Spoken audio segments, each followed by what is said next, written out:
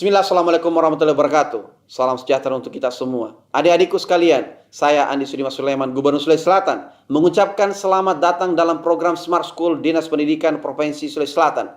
Hari ini adik-adik sekalian akan mengikuti pembelajaran hybrid dalam program Smart School. Aplikasi Smart School adalah sebuah pendekatan dengan tetap mengedepankan sebuah pendidikan dengan digital approaching, untuk kemudian mengedepankan kualitas dan mutu pendidikan yang diterima siswa secara seragam di seluruh wilayah Sulawesi Selatan, termasuk di pelosok-pelosok. Program ini bukan hanya memberikan kepada adik-adik sekalian pengalaman belajar yang baru, namun juga memberikan fasilitas kebutuhan dengan fitur bermanfaat seperti rekaman video pembelajaran yang dapat diulang, trik-trik penyelesaian soal, ujian-ujian, serta sarana konsultasi pembelajaran dari guru-guru terbaik di Sulawesi Selatan. Sering-sering mengakses aplikasi Smart School melalui gawai yang adik-adik sekalian miliki di setiap kesempatan yang dimiliki. Untuk seluruh adik-adikku sekalian yang saya cintai, saya banggakan, selamat belajar dan semoga ilmu yang didapatkan bermanfaat untuk menambah pengetahuan pendidikan adik-adik sekalian. Salam kita pada salam. Assalamualaikum warahmatullahi wabarakatuh. Salam sejahtera untuk kita semua.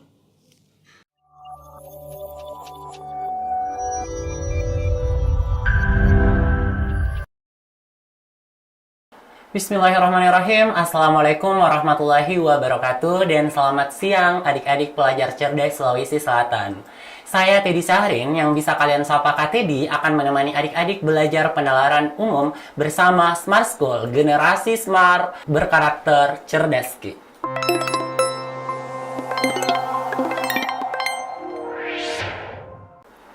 Oke, baik adik-adik.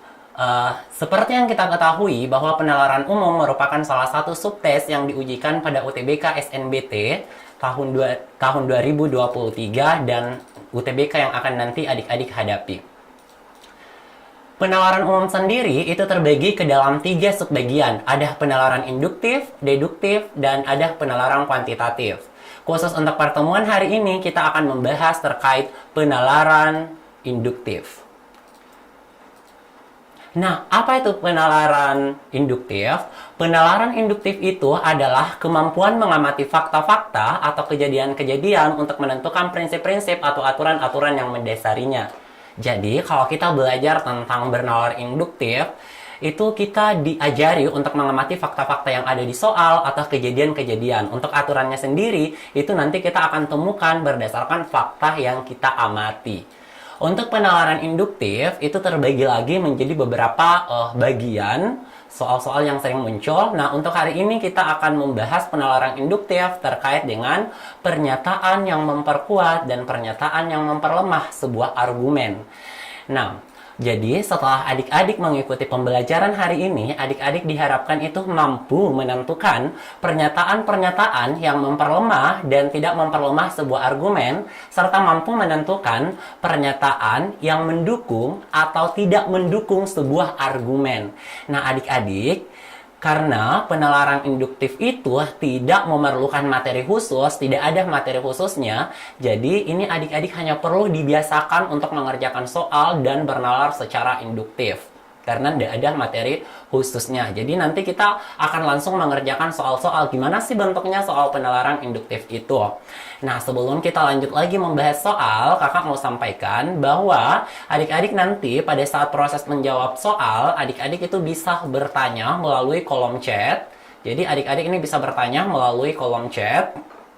Kemudian, di setiap akhir pembahasan satu soal, kakak akan memberi kesempatan kepada adik-adik untuk bertanya melalui voice ya, dan nanti akan ada feedback dari Kak Teddy gitu. Oke adik-adik, langsung saja kita ke soal nomor 1 ya, tentang pernyataan memperkuat dan memperlemah. Oke, kita ke soal nomor 1. Negara T adalah negara kepulauan dengan biaya logistik yang tinggi. Pakar logistik menyebutkan hal ini disebabkan tidak meratanya infrastruktur di negara T sehingga tidak semua wilayah dapat dijangkau dengan mudah.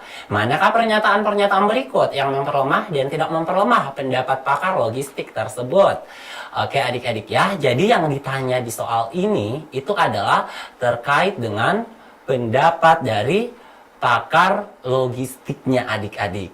Nah, biasanya kalau ada narasi, baru yang ditanya adalah terkait argumen. Argumennya tuh biasa tempatnya tuh di akhir paragrafnya atau di kalimat terakhir. Nah, kita lihat yang mana sih pendapat pakar logistiknya. Kita lihat ya, pendapat pakar logistiknya itu ada di kalimat terakhir. Pakar logistik menyebut hal ini disebabkan tidak meratanya infrastruktur di negara T sehingga tidak semua wilayah dapat dijangkau dengan mudah. Oke, adik-adik, jadi intinya ini si pakar logistiknya itu bilang bahwa infrastruktur di negara T itu nggak merata loh. Terus tidak semua wilayah tuh dapat dijangkau dengan mudah. Oke, jadi diingat ya bahwa pakar logistiknya menekankan bahwa infrastruktur di negara T itu tidak merata sehingga semua wilayah tidak dapat dijangkau dengan mudah. Nah, adik-adik, yang ditanyakan di soal itu adalah yang memperlemah dan tidak memperlemah adik-adik. Kalau yang memperlemah itu berarti yang kontra dong dengan pendapat pakar logistiknya. Nah, kalau yang tidak memperlemah itu belum berarti tidak memperlemah itu belum tentu dia memperkuat ya. Tapi tidak memperlemah itu artinya bisa saja tidak memperkuat atau tidak relevan dengan pendapat dari pakar logistik tersebut. Nah, adik-adik, kalau ditanya tentang pernyataan yang memperkuat, berarti kita nih mau membantah nih pendapatnya pakar logistik. Sekali lagi, kakak tekankan, pakar logistiknya ini mengatakan bahwa infrastruktur di negara T itu nggak merata. Tidak semua wilayah dapat dijangkau dengan mudah. Nah, cobalah adik-adik untuk membuat kira-kira bagaimana bentuk kalimat yang memperlemah pendapat pakar logistiknya. Oke, gini Kak, yang memperlemah pakar logistiknya itu pasti pendapatnya bilang, enggak kok, infrastruktur di negara T itu merata. Nah, itu kan memperlemah. Terus bisa saja kita bilang lagi, tidak kok Kak, semua wilayah di negara T itu dapat dijangkau dengan mudah. Nah, ini kan membantah tuh pernyataan dari pakar logistiknya. Nah, kita akan mencari kalimat-kalimat yang mirip itulah. Mirip itu yang membantah pendapat dari pakar logistik tersebut. Oke adik-adik, kita langsung saja ke opsinya. Opsinya ini modelnya persis ya, model UTBK SNBT itu seperti ini. Ini salah satu bentuk soal pilihan ganda kompleks, adik-adik. Jadi kalau misalkan pernyataannya itu memperlemah, maka adik-adik centang yang benar. Dan kalau misalkan pernyataannya itu tidak memperlemah, maka adik-adik centang yang salah gitu. Oke, kita langsung ke opsi yang pertama atau pernyataan yang pertama. Pernyataan yang pertama itu adalah pemerintah telah membangun banyak infrastruktur baru untuk memastikan pemerataan pembangunan. Oke, memastikan pemerataan pembangunan. Oke adik-adik, mungkin kalian sudah punya jawaban. Ada yang menjawab, Kak ini memperkuat, Kak ini memperlemah, Kak ini nggak relevan. Pasti sudah banyak nih yang punya jawaban ya. Oke, sekarang kita lihat kira-kira apa ya jawabannya.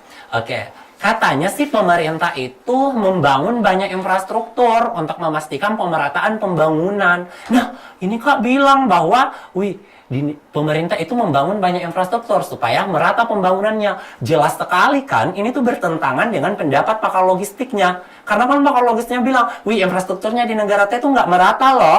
Sementara pernyataan satu bilang, pemerintah tuh bangun banyak infrastruktur untuk memastikan pemerataan pembangunan. Jelas sekali ya adik-adik, bahwa pernyataan satu ini itu memperlemah pendapat dari pakar logistik. Nah, karena dia memperlemah pendapat dari pakar logistik, tentunya adik-adik harus memilih atau mencentang yang benar adik-adik. Jadi, ini benar memperlemah.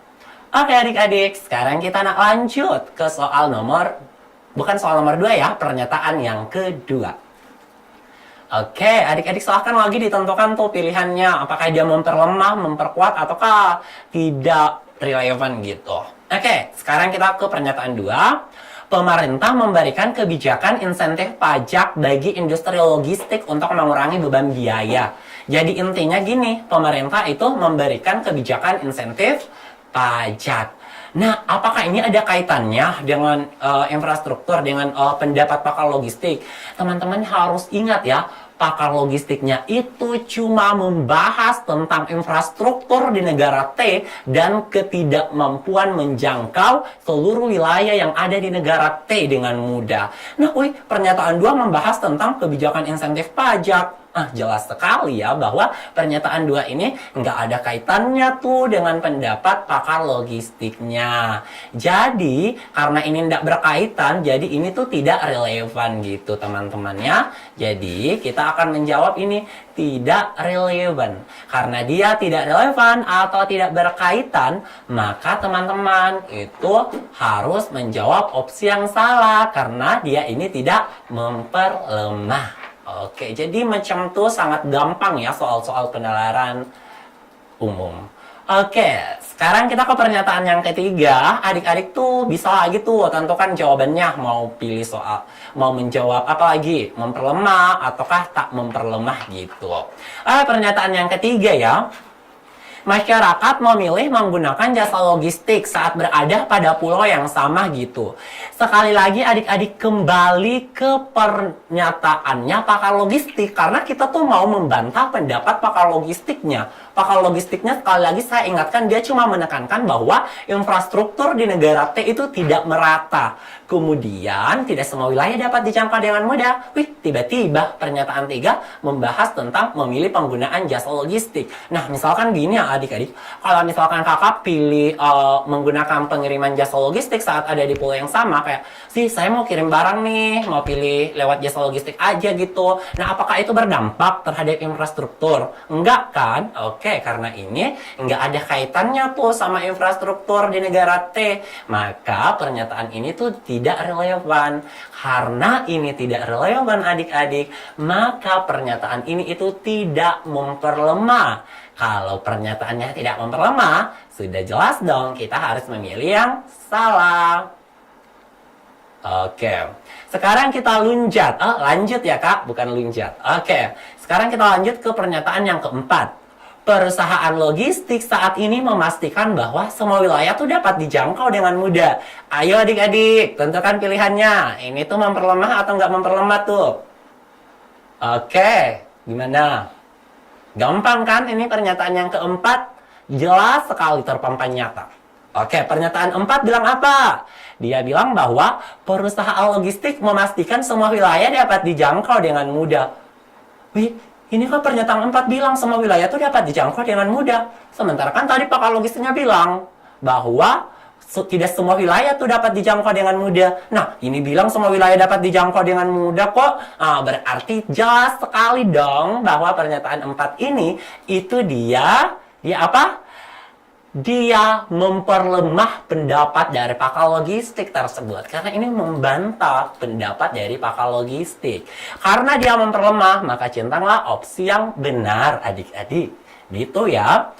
Oke, sekarang kita lanjut ke pernyataan yang kelima. Pernyataan yang kelima menyatakan bahwa konsumen memilih perusahaan logistik yang memberikan layanan jangkauan pengiriman yang luas. Oke ya, dia memilih menggunakan perusahaan logistik yang memiliki pengiriman jangkauan yang luas gitu. Nah adik-adik, sekali lagi kakak tekankan kalian harus fokus ke fakta. Yang ingin kita lemahkan adalah pendapat pakar logistik. Pakar logistiknya itu cuma menyinggung tentang infrastruktur yang tidak merata, kemudian tidak semua wilayah dapat dijangkau dengan mudah. Ini pernyataan 5 itu dia mengatakan kalau kita memilih misalkan jasa pengiriman barang A ini memberikan layanan pengiriman ke seluruh Indonesia misalkan. Nah, kita pilih itu. Apakah itu akan berdampak tuh pada infrastruktur di negara T? Jelas enggak kan? Berarti pernyataan ini itu juga tidak relevan, teman-teman. Karena pernyataan ini itu tidak relevan, maka jelas ini itu tidak memperlemah. Jadi pilih opsi yang salah. Oke, ada pertanyaan. Oke, mantap sekali ya. SMA 2 Selayar. Ini pernyataan nomor berapa nih? SMA 2 Selayar nih yang bilang memperlemah. Dan SMA 5 Goa juga jawab memperlemah. BTW adik-adik, saya juga berasal dari Kabupaten Kepulauan Selayar loh. Sama-sama yang tadi ya, ada dari SMA Negeri 2 Selayar. Kita lanjut ke soal berikutnya. Ini masih tentang soal ya, memperlemah dan memperkuat ya. Karena kita memang hanya akan membahas ini. Oke, kita ke soal nomor 2 adik-adik. Bakso jelas seorang nelayan yang buruk. Pada musim lalu, di mana Baso dan 5 anggota timnya menghabiskan 4 bulan di atas kapal bersama di lepas pantai Pulau Jampea. jumlah ikan hasil tangkapan Baso lebih sedikit dibanding rekan satu timnya. Manakah pernyataan berikut yang benar, yang paling memperlemah argumen di atas? Oke adik-adik, kita fokus lagi nih ke pertanyaannya apa? Oke, pertanyaannya itu kita diminta mencari pernyataan yang paling memperlemah argumen. Jadi lagi-lagi kita nih mau memperlemah argumen dari tulisannya ya. Kita lihat nih, apa-apa ya. Oke, kita lihat argumennya apa. Oke, argumennya itu mengatakan bahwa Baso jelas nelayan yang buruk. Oke, jadi argumennya di sini menyatakan bahwa si Baso itu nelayan yang buruk. Nah, kenapa sih tulisan ini bisa menganggap bahwa si Baso itu nelayan yang buruk? Karena faktanya jumlah ikan hasil tangkapan Baso itu lebih sedikit dibanding rekan lainnya. Makanya si Baso dikatakan dia itu adalah seorang nelayan yang buruk gitu. Nah, teman-teman, kita ini akan memperlemah argumen ini. Nah, kalau kita mau memperlemah argumen ini, tentu argumen yang memperlemahnya adalah enggak kok, Baso itu bukan nelayan yang buruk. Itu kan yang memperlemah kita kalau kita mau membantah. Kan dia bilang, Baso itu jelas sekali nelayan yang buruk. Nah, kita bantah, enggak kok, Baso itu bukan nelayan yang buruk. Oke, jadi itu adalah kalimat bantahannya atau kalimat yang memperlemah argumen tersebut. Oke, nah sekarang karena kita cari yang paling melemahkan daripada opsi, oke langsung aja kita ke opsinya. Opsi bagian A. 2 musim lalu, Baso memancing di kapal lain di lepas pantai Pulau Jampea dan menangkap ikan lebih banyak daripada anggota kapal yang lainnya. Oke, katanya intinya di opsi A ini mengatakan bahwa si Baso ini itu memancing di kapal lain loh dan menangkap ikan lebih banyak daripada anggota kapal lainnya. Oke, jadi di sini dia bilang bahwa, wih, Baso itu menangkap ikan lebih banyak daripada anggota kapal yang lainnya. Ingat teman-teman ya, ini tuh 2 musim yang lalu ya, dan Baso memancingnya tuh di kapal lain. Jadi Baso memancingnya di kapal lain, dia nggak memancing bersama rekannya yang saat ini, yang di soal dia bandingkan dengan rekannya. Jadi dia memancingnya tuh di kapal lain gitu. Nah, jadi ini nggak bisa kita tentukan. Nah, kenapa kak ini nggak bisa kita tentukan? Padahal kan udah jelas si Baso itu menangkap ikan lebih banyak dari rekan tim yang lainnya. Ingat ya guys, nah di sini itu teman memancingnya Baso di musim lalu sama 2 musim lalu itu berbeda. Bisa jadi teman memancingnya Baso di 2 musim yang lalu itu adalah sama-sama nelayan yang buruk gitu. Dia sama-sama nelayan yang buruk. Jadi bisa dikatakan, oh Baso ini yang terbanyak loh tangkapan ikannya dari sesama nelayan yang buruk. Jadi Baso yang terbaik dari yang terburuk gitu. Jadi kan Baso masih bisa dikategorikan sebagai nelayan yang buruk, seperti itu. Jadi pernyataan ini teman-teman, itu tidak bisa kita katakan yang paling melemahkan argumen gitu ya. Tidak terlalu kuat. Oke, sekarang kita lanjut ke pernyataan nomor 2. Maaf, bukan nomor 2 ya, tapi B, opsi B. Sebelum menjadi nelayan, Baso merupakan pengemudi kapal penangkap ikan yang para anggotanya sering menangkap ikan dalam jumlah yang besar. Wih, oke, ini udah kakak tuliskan ya. Yang di bagian A alasannya kenapa tidak bisa ditentukan gitu. Oke, untuk kita ke bagian B. Oke, sebelum menjadi nelayan, Baso itu merupakan pengemudi kapal penangkap ikan yang para anggotanya sering menangkap ikan dalam jumlah besar.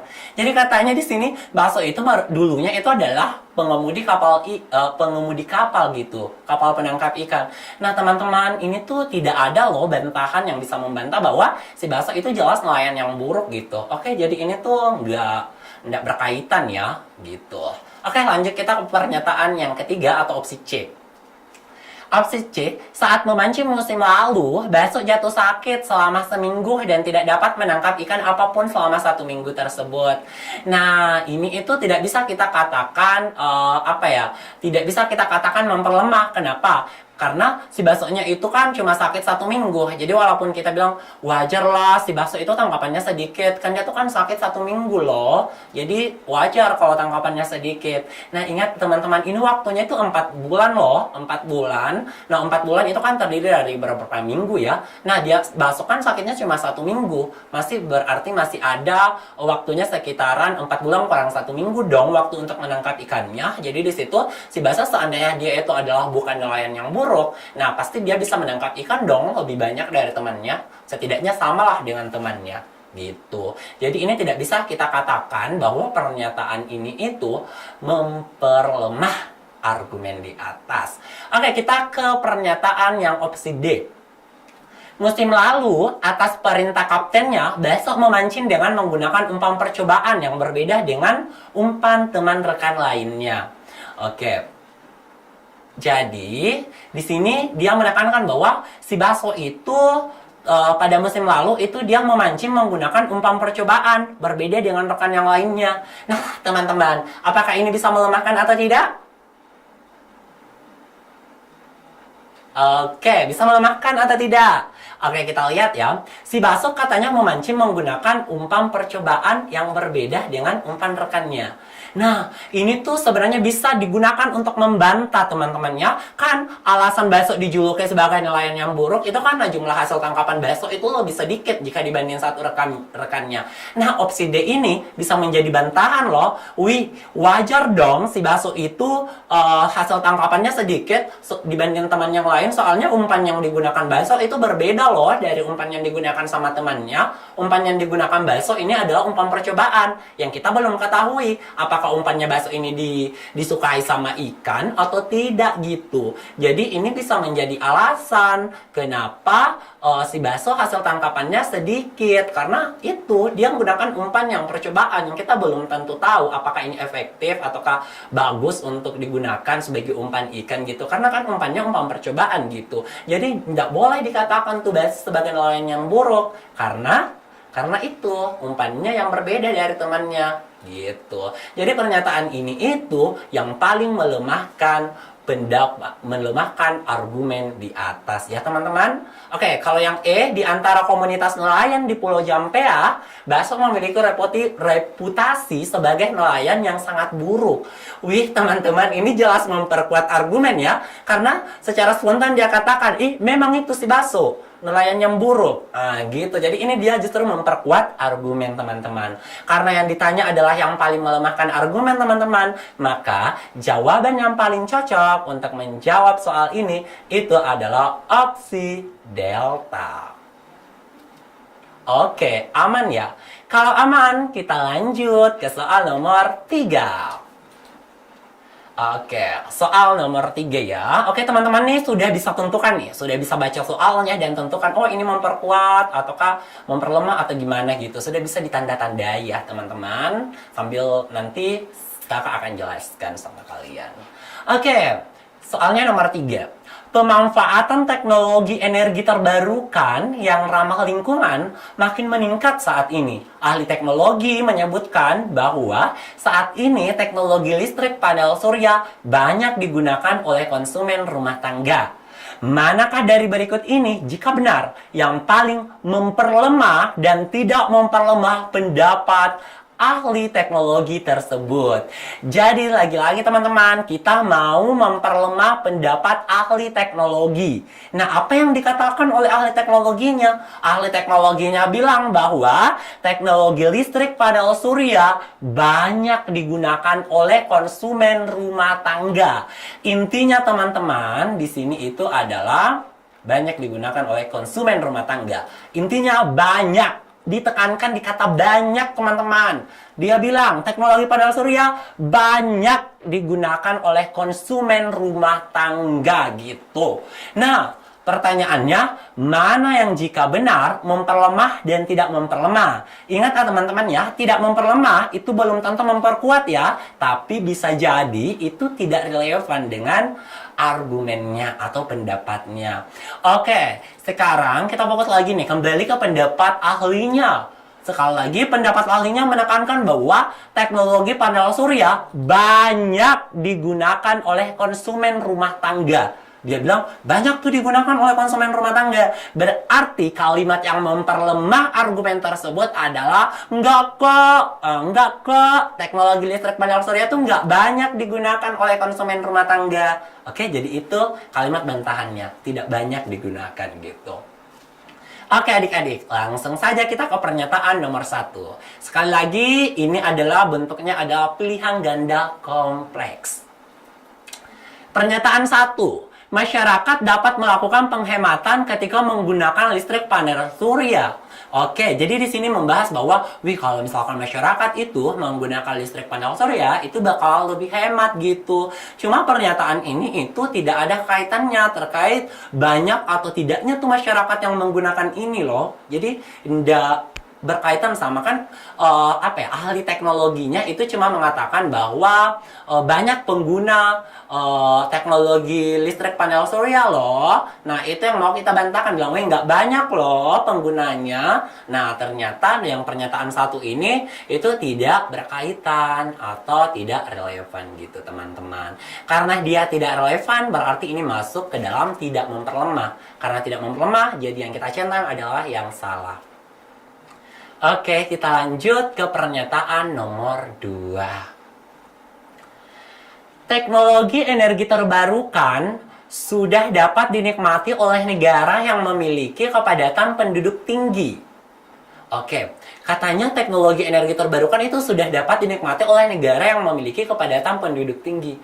Teman-teman, sekali lagi saya tekankan, yang ingin kita bantah itu adalah pernyataannya ahli teknologi yang menyatakan bahwa teknologi panel surya itu banyak digunakan oleh konsumen rumah tangga. Lagi-lagi ini kan pernyataan dua tuh nggak berkaitan ya, nggak relevan gitu ya. Jadi nggak relevan karena dia nggak menyinggung tentang kayak banyaknya teknologi listrik panel surya yang digunakan gitu. Jadi karena tidak relevan, lagi-lagi kita harus memilih opsi yang salah atau ini tidak memperlemah. Oke, kita lanjut ke pernyataan ketiga. Teknologi listrik panel surya tidak banyak digunakan dalam aktivitas rumah tangga karena harganya mahal. Ayo teman-teman, ini tuh memperkuat atau memperlemah atau tidak relevan. Jelas sekali ya, terpampang nyata bahwa ini tuh memperlemah loh Kak, ini membantah. Jelas di situ tertulis bahwa teknologi listrik panel surya tidak banyak digunakan. Ada kata tidak banyaknya. Sementara ahli teknologinya kan bilang tadi banyak digunakan. Pernyataan 3 bilang tidak banyak digunakan. Berarti jelas sekali ya bahwa ini tuh membantah atau memperlemah argumen dari ahli teknologi tersebut. Nah, karena ini itu dia memperlemah, maka kita akan centang yang benar.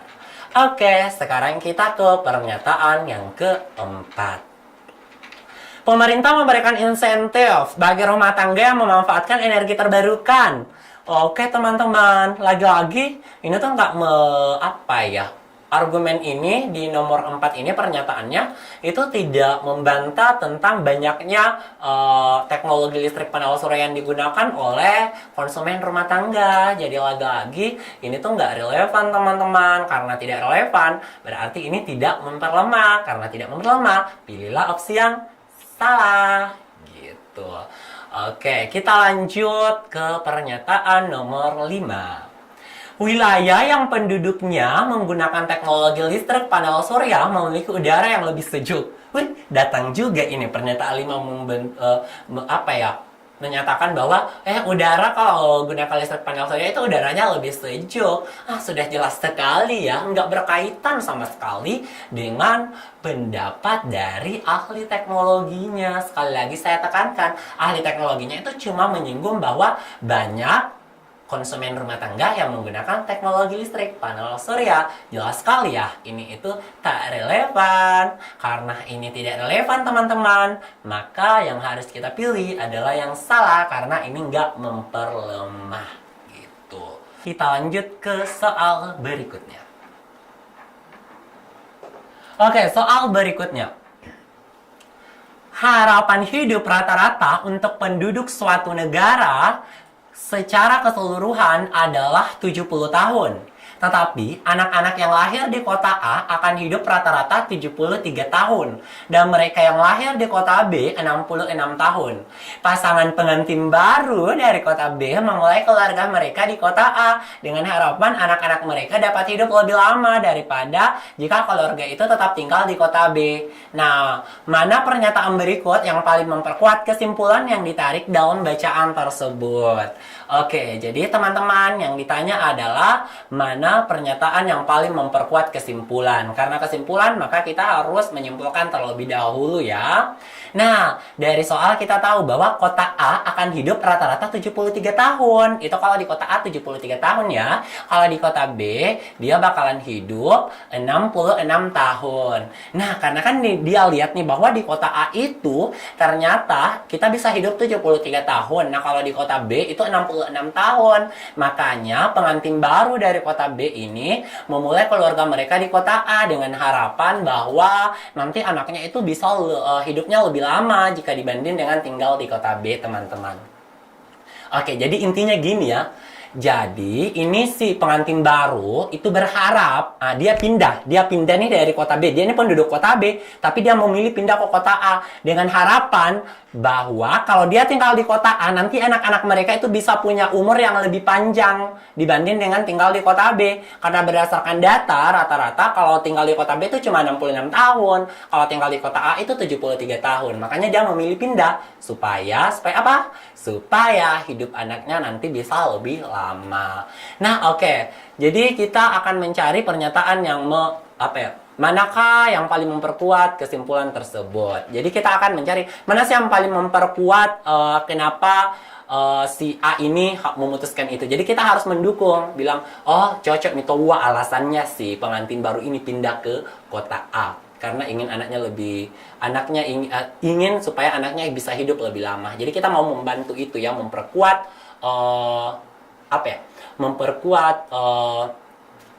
langkah yang diambil oleh keluarga pengantin baru ini.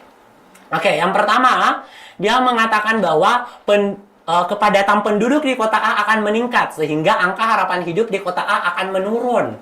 Oke teman-teman, jadi katanya angka harapan hidup di kota A itu akan menurun. Nah, karena kepadatan penduduknya meningkat, artinya penduduk yang baru ditambahkan atau yang baru masuk ke kota A, itu dia justru mengakibatkan angka harapan hidup di kota A itu menurun gitu. Jadi pasti rata-rata hidupnya ini yang baru itu pasti di bawah 73 tahun. Nah, jadi kan tadi harapannya dia itu pindah ke kota A supaya harapan hidupnya itu meningkat ya, anaknya itu bisa hidup lebih dibanding dengan di kota B. Nah, di sini jelas bahwa angka harapan hidup di kota A itu justru menurun, teman-teman. Nah, karena angka harapan hidup di kota A menurun, maka ini itu tidak bisa memperkuat argumen tersebut. Nah, oke. Sekarang kita ke pernyataan B. Faktor lingkungan di kota A cenderung mendukung untuk memiliki umur yang panjang daripada di kota B. Oke, faktor lingkungan di kota A cenderung mendukung untuk memiliki umur yang panjang daripada kota B. Jadi faktor lingkungannya mendukung nih. Jadi dia bilang, oh lingkungan di A ini itu mendukung buat kita punya umur yang lebih panjang dibanding kalau kita tinggal tuh di B. Oke, itu pernyataannya. Jadi ini bisa memperkuat ya teman-teman. Cuma kita akan mencari yang paling memperkuat. Oke, yang bagian C. 15% dari semua orang di kota B yang pindah ke kota A hidup lebih lama dari 73 tahun. Teman-teman, cuma 15%. 15% itu apa artinya? 15 dari 100 orang. Jadi kalau ada 100 orang, cuma 15 yang hidupnya itu lebih dari 73 tahun. Cuma 15 orang yang hidupnya lebih dari 73 tahun. Artinya 85 itu di bawahnya 73. Bisa jadi juga di bawahnya lagi 66, teman-teman. Seperti itu. Jadi alasannya buat pindah itu bisa saja nggak tercapai karena peluangnya untuk hidup di bawah 73 tahun itu justru lebih besar karena peluangnya itu 85% loh untuk hidup di bawah 73 tahun umurnya. Oke, kita ke pernyataan. Jadi ini C nggak bisa memperkuat ya. Oke, kita ke pernyataan D, opsi D. Selama beberapa tahun terakhir, harapan hidup rata-rata di kota B telah meningkat pada tingkat yang lebih tinggi dari kota A. Wih, katanya angka harapan hidup di kota B itu meningkat, justru lebih tinggi loh daripada di kota A. Jadi alasan untuk pindahnya itu justru alasan untuk pindahnya itu tidak tepat ya. Justru kalau dia di kota B justru bakal lebih tinggi loh harapan hidupnya dibanding dengan ketika di A gitu. Jadi ini jelas memperlemah ya. Oke, yang ke E, studi menunjukkan bahwa harapan hidup rata-rata di kota A yang pindah secara permanen ke kota B kira-kira sama dengan orang di kota A yang tetap memilih tinggal di kota A. Jadi katanya orang yang Jadi katanya harapan hidup rata-rata orang yang tinggal memang di kota A maupun orang dan memilih tinggal di kota dari A pindah ke B, kemudian dari A pindah tetap di A, itu katanya sama rata-rata hidupnya. Berarti faktor lingkungan di kota A dan di kota B itu ya sama-sama angka harapan hidup. Faktor lingkungan itu nggak mempengaruhi kalau kita lihat dari pernyataan E gitu. Jadi baik tinggal di A, baik tinggal di B, angka harapan hidupnya itu bakalan sama aja gitu ya. Jadi ini nggak relevan. Jadi D ya. Oke, SMA 22 Makassar menjawab D.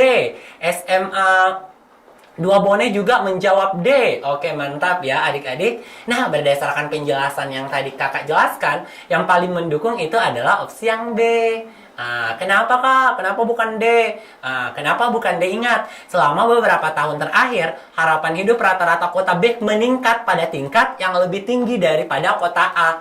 Artinya apa? Harapan hidup di B itu justru lebih tinggi sekarang dibanding dengan di A. Nah, tadi kan pengantin barunya ini dia mau pindah dari B ke A. Harapannya kalau dia tinggal di A, nanti dia bakalan hidup lebih lama. Nah, kan berdasarkan argumen di D itu justru, argumen di opsi D itu dia justru apa? Justru mengatakan bahwa di B itu lebih lama loh harapan hidupnya dibanding kalau tinggal di A. Oke, jadi kalau opsi D ini tuh dia memperlemah.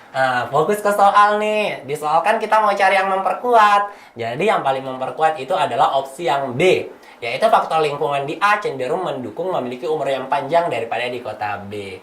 Jadi, ini pengantin baru kalau misalkan dia tetap tinggal di A, umurnya itu ya 66 aja. Tapi kalau misalkan dia pindah ke A karena faktor lingkungannya mendukung untuk hidup lebih lama, maka hidupnya pasti bakal lebih lama. Jadi ini yang mendukung alasan kenapa pasangan pengantin baru tersebut ingin hidup kembali di kota A. Kita lanjut nih ke soal nomor 5. Oke, nomor 5 ya. Di SD Marege terdapat program ekstra sekolah yang disebut program anak alam. Anak-anak yang mengikuti program anak alam memiliki rasa ingin tahu yang lebih besar daripada anak yang tidak mengikuti program tersebut. Menurut para ahli, hal tersebut disebabkan oleh program anak alam yang memungkinkan anak untuk menjelajahi alam. Manakah pernyataan berikut yang akan memperkuat dan tidak memperkuat argumen ahli tersebut? Oke, adik-adik, kita langsung saja ke pertanyaannya. Jadi yang akan kita cari adalah pernyataan yang memperkuat dan tidak memperkuat argumen ahli. Ingat ya, kalau yang memperkuat itu berarti yang mendukung pendapat ahlinya, dan yang tidak memperkuat argumen itu bisa saja yang membantah pendapat ahlinya atau tidak relevan dengan pendapat ahlinya atau tidak berkaitan dengan pendapat ahlinya. Oke, teman-teman, karena lagi-lagi yang ditanya adalah pendapat ahlinya ya, berarti kita harus cari tahu di mana tuh argumen ahlinya. Jadi argumen ahlinya mengatakan bahwa, ini ya ada di kalimat terakhir nih, menurut para ahli, hal tersebut disebabkan oleh program anak alam yang memungkinkan anak untuk menjelajahi alam. Hal tersebut apa yang dimaksud? Hal tersebut adalah rasa ingin tahunya anak yang ikut program anak alam itu lebih besar daripada anak yang tidak ikut program tersebut. Jadi intinya di sini kan fakta yang terjadi di lapangan. Ingat ya, sekali lagi kan ini penalaran induktif. Jadi kita berdasarkan fakta-fakta yang disediakan di soal.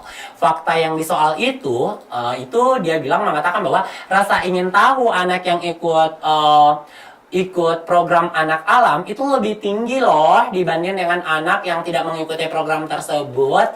Nah, ini sih ahlinya mengatakan itu disebabkan karena anak alam itu memungkinkan anak untuk menjelajahi alam. Jadi itu intinya ya. Oke, artinya apa? Artinya program anak alam karena memungkinkan anak menjelajahi alam sehingga rasa ingin tahunya meningkat. Jadi ahlinya berpendapat bahwa menjelajahi alam dapat meningkatkan rasa ingin tahu anak. Seperti itu. Oke, sekarang kita ke pernyataan nomor 1 ya teman-teman. Program anak alam dilakukan di SD Marege secara rutin sejak SD itu berdiri. Teman-teman, oke, ini kita tidak bisa tentukan apakah ini itu dia berkaitan, apakah ini itu dia memperkuat atau memperlemah, karena ini tuh tidak berkaitan, oke? Ini tuh tidak berkaitan dengan pendapatnya. Jadi kalau di pendapat ahlinya itu, ahlinya itu cuma menekankan hubungan antara kegiatan menjelajahi alam dengan rasa ingin tahu. Jadi kayak dilaksanakannya program anak ini sejak anak SD itu berdiri, ini tidak tepat ya, gitu. Jadi nggak berkaitan gitu. Oke, sekarang kita ke pernyataan yang kedua. Oke, guru-guru di SD Marege menyarankan anak-anak untuk mengikuti program anak alam. Jadi yang kedua ini cuma guru itu menyarankan, anak kamu harus ikut nih program anak alam gitu. Nah ini kan tidak bisa menjadi tidak bisa kita gunakan untuk memperkuat argumen bahwa kalau menjelajahi alam itu rasa ingin tahunya bisa tinggi. Karena di sini guru baru menyarankan gitu. Jadi ini juga tidak berkaitan ya. Oke, tidak berkaitan ya pernyataan 2 dengan argumen. Karena ini nggak berkaitan dengan argumen, maka yang akan kita pilih ya tidak memperkuat dong. Berarti pilih yang salah. Oke, sekarang pernyataan yang ketiga. Anak yang mengikuti program anak alam sering bertanya selama sekolah. Selama belajar. Oke. Jadi katanya anak yang ikut program anak alam itu sering bertanya selama belajar. Nah kan kalau sering bertanya itu artinya anak itu punya rasa ingin tahu yang tinggi dong. Nah ini tuh menjelaskan tentang relasi antara program anak alam atau relasi antara anak yang menjelajahi alam dengan rasa ingin tahunya gitu. Karena ini menjelaskan tentang relasinya dan sudah terpampang nyata bahwa yang ikut program anak alam itu sering bertanya selama belajar. Artinya apa? Yang ikut program anak alam itu mempunyai rasa ingin tahu yang tinggi sesuai dengan pendapat ahli. Jadi ini jelas memperkuat teman-teman. Karena ini memperkuat, maka kita akan memilih opsi yang benar gitu. Oke, sekarang kita ke pernyataan yang keempat. Anak-anak yang mengikuti program anak alam memiliki karakteristik yang sama dengan anak yang tidak mengikuti program anak alam. Oke ya, jadi di sini tuh mengatakan bahwa anak-anak yang di sini mengatakan bahwa anak-anak yang ikut program anak alam itu mempunyai karakternya sama dengan yang tidak ikut program anak alam. Nah kan jelas tadi dikatakan bahwa kalau dia ikut program anak alam, maka apa?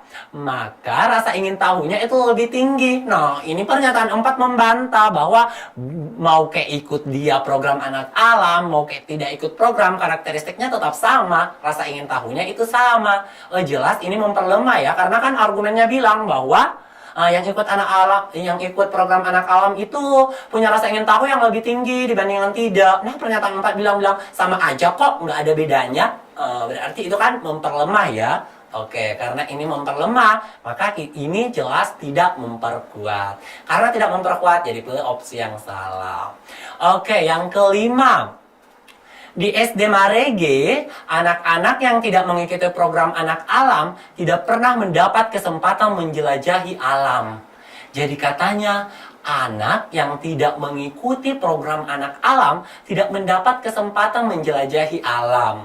Oke, teman-teman, nah ini tuh memperkuat. Nah, kenapakah ini memperkuat? Karena gini ya, kan dikatakan bahwa anak yang ikut menjelajahi alam itu punya rasa ingin tahu yang tinggi. Makanya apa? Makanya rasa ingin tahunya lebih tinggi dibanding yang tidak ikut anak alam. Nah, untuk yang kelima ini, karena anak yang tidak pernah mengikuti program anak alam ini tidak berkesempatan menjelajahi alam, maka itu menjadi penyebabnya. Kan dia harus penyebab rasa ingin tahu yang tinggi itu berdasarkan pendapat ahli itu adalah karena anaknya menjelajahi alam. Nah, yang kelima ini menyatakan bahwa anak yang tidak mengikuti program anak alam itu tidak mendapat kesempatan menjelajahi alam. Nah, karena dia tidak mendapat kesempatan menjelajahi alam, otomatis apa? Otomatis rasa ingin tahunya bakalan rendah. Makanya dia lebih rendah rasa ingin tahunya dibanding dengan anak yang ikut program anak alam. Makanya ini tuh dikatakan memperkuat gitu. Karena dia memperkuat, maka kita pilih centang yang benar. Kita lanjut ke soal nomor 6. Oke, nah soal nomor 6 ini masih sama ya, pernyataan yang mendukung. Nah, dan masih bentuk pilihan ganda kompleks. Ada beberapa kasus di mana seorang yang telah divaksin, bahkan setelah mendapat dosis booster, ternyata tetap terinfeksi COVID-19. Menurut Profesor Lawrence Yang, ahli virologi Fakultas Kedokteran Universitas Warwick, tidak ada vaksin yang 100% efektif. Manakah pernyataan berikut yang mendukung dan tidak mendukung pendapat ahli virologi tersebut? Oke, jadi di sini kita disuruh mencari pernyataan yang mendukung dan tidak mendukung pendapat ahli virologi ya. Oke teman-teman, sekali lagi kakak tekankan kalau yang mendukung ya pasti ya memperkuat ya. Kalau tidak mendukung belum tentu memperlemah, tapi bisa jadi tidak relevan. Nah, kita mau mendukung pendapat ahli virologi. Nah, apa sih yang dikatakan oleh ahli virologi? Nah, teman-teman sekali lagi kakak katakan, pada umumnya ya, pada umum atau sering sekali pendapat itu selalu ada di akhir paragraf atau di kalimat terakhir. Tapi ini pada umumnya ya, tapi nggak semua artinya ya. Ada juga beberapa berarti yang bisa jadi di awal pendapatnya gitu. Oke, kita langsung saja ke pendapatnya ahli virologinya. Jadi ahli virologinya ini berpendapat bahwa tidak ada vaksin yang efektif 100% gitu. Jadi intinya itu aja ya, bahwa tidak ada vaksin yang 100% efektif. Oke, sekarang kita ke pernyataan yang pertama teman-teman. Kita akan melihat apakah pernyataan satu ini itu memperkuat, mendukung atau tidak mendukung pendapat ahli virologi. Sekali lagi teman-teman, saya ingatkan yang dikatakan oleh ahli virologinya adalah tak ada vaksin yang 100% efektif. Oke, itu intinya ya. Camkan, tidak ada vaksin yang 100% efektif. Oke, jadi sekarang kita lihat pernyataan yang pertama. Saat ini belum ada jenis vaksin yang mempunyai tingkat keakuratan 100% dalam melawan virus COVID-19. Jadi intinya di sini dia bilang, belum ada tuh vaksin yang mempunyai tingkat keakuratan 100%. Jelas ini kan mendukung tuh pendapat dari ahli virologi ya, terpampang nyata sekali bahwa dia tuh mendukung. Karena dia bilang tidak ada yang akurat 100%, sementara ahli virologinya bilang tidak ada vaksin yang 100% efektif. Ini tuh sama aja ya teman-teman. Jadi ini tuh memperkuat atau mendukung. Karena ini mendukung, maka kita akan memilih opsi yang benar. Gitu, kita akan mencentang yang benar. Oke, sekarang kita ke pernyataan yang kedua. Masker yang digunakan orang-orang saat ini kurang efektif dalam menangkal COVID-19. Nah teman-teman, yang disinggung nomor 2 adalah masker. Ingat, kembali lagi ke pendapat ahli virologinya. Karena kita hanya berpatokan sama pendapat ahli virologi. Itu yang mau kita kuatkan. Nah, ahli virologinya tuh bahas vaksin loh. Tapi di pernyataan 2 tiba-tiba bahas masker. Jelas berbeda ya teman-teman. Karena ini berbeda berarti ini tak berkaitan. Karena ini nggak berkaitan berarti ini itu tidak mendukung. Karena tidak mendukung berarti pilih opsi yang salah. Oke, kita lanjut ke pernyataan yang ketiga. Terjadi kekebalan yang stagnan sementara virus bermutasi. Oke, jadi di sini mengatakan bahwa terjadi kekebalan yang stagnan sementara virus bermutasi. Jadi kayak misalkan kita ini udah divaksin, sudah dikasih kekebalannya itu tetap segitu, stagnan tetap di situ. Sementara virusnya ini terus bermutasi. Nah teman-teman, ini itu bisa memperkuat atau mendukung. Kenapa Kak dia mendukung? Kan gini, kan kalau itu artinya bahwa si vaksinnya ini nggak bisa berfungsi 100%. Kenapa nggak efektif 100%? Karena si virusnya terus bermutasi. Sementara kekebalan yang diberikan dari vaksin itu stagnan di situ, seperti itu. Jadi ini memperkuat ya, ini sebagai alasan kenapa vaksinnya tidak 100% efektif, karena virusnya bermutasi sementara kekebalannya stagnan gitu. Jadi pernyataan ini itu mendukung, karena dia mendukung jadi kita pilih yang benar. Oke, sekarang kita lanjut ke yang keempat. Yang keempat, belum ada informasi yang akurat tentang tingkat kekebalan vaksin yang dibuat. Nah, jelas-jelas nih ahli virologinya itu bilang bahwa tidak ada vaksin yang 100% efektif. Nah, itu artinya kan udah ada informasi. Sementara pernyataan 4 bilang belum ada tuh informasi. Nah, sementara ahli virologinya sudah menyatakan informasinya, sudah memberikan informasi. Oke, berarti ini itu dia memperlemah atau tidak mendukung. Karena ini tidak mendukung, teman-teman, maka kita pilih yang salah. Oke, sekarang kita ke pernyataan yang kelima. Menurunnya kekebalan orang yang sudah mendapat vaksin. Katanya kekebalan orang yang sudah divaksin itu menurun. Nah kan yang mau kita dukung itu cuma pernyataan yang bilang vaksin itu tidak ada vaksin yang 100% efektif. Jadi menurunnya kekebalan itu tidak ada kaitannya, nggak berkaitan ya. Jadi ini tidak mendukung. Jadi yang akan kita pilih adalah opsi yang salah. Oke, kita lanjut ke soal nomor 7.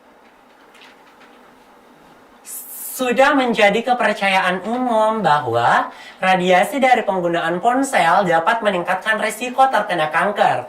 Namun, sejak dekade terakhir, jumlah pengguna ponsel telah meningkat 8 kali lipat, sedangkan kematian akibat kanker otak telah berkurang setengahnya. Oleh karena itu, dapat dikatakan bahwa kepercayaan ini adalah mitos, kata CEO sebuah perusahaan ponsel. Manakah dari pernyataan-pernyataan berikut yang memperlemah pendapat CEO tersebut?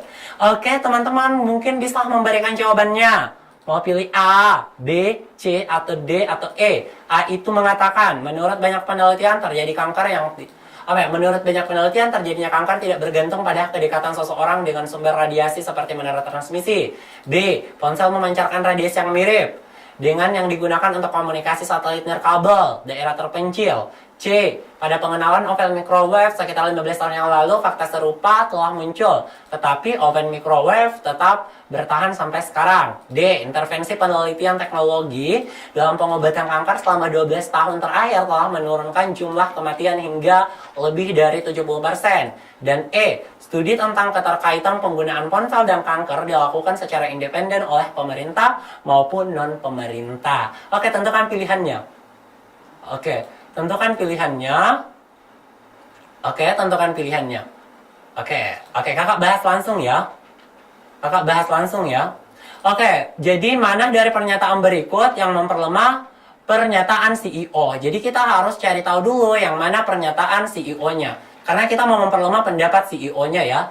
Jadi sudah menjadi kepercayaan ini adalah mitos, kata CEO. Kepercayaan apa sih? Kepercayaan umum bahwa radiasi dari penggunaan ponsel dapat meningkatkan risiko terkena kanker. Dan itu yang dia bantahkan. Kenapa si CEO ini bisa berkata demikian? Karena dia bilang bahwa jumlah pengguna ponsel itu meningkat 8 kali loh, sementara kematian akibat kanker otak itu berkurang. Jadi intinya CEO ini bilang bahwa radiasi ponsel itu tidak bahaya karena kematian akibat kanker itu berkurang. Kan pengguna ponsel itu semakin meningkat. Tapi kenapa yang meninggal akibat kanker itu justru berkurang? Jadi dia berpendapat bahwa radiasi ponsel itu nggak bahaya loh. Itu intinya ya. Nah, kita mau memperlemah pendapat dari CEO tersebut. Yang pertama, menurut banyak penelitian terjadinya kanker tidak bergantung pada kedekatan dengan sumber radiasi, teman-teman. Jadi katanya tidak bergantung sama dengan sumber radiasi. Artinya ini radiasi itu nggak berbahaya loh. Berarti ini memperkuat ya, karena mengatakan radiasi nggak berbahaya. Sekarang untuk yang B, ponsel memancarkan radiasi yang mirip dengan yang digunakan untuk komunikasi satelit nirkabel. Nah, ini tuh tidak relevan karena tidak menjelaskan hubungan radiasi dengan kanker. Oke, ini di pernyataan gue ini nggak menjelaskan tentang hubungan radiasi dengan kanker atau radiasi dengan kematian gitu.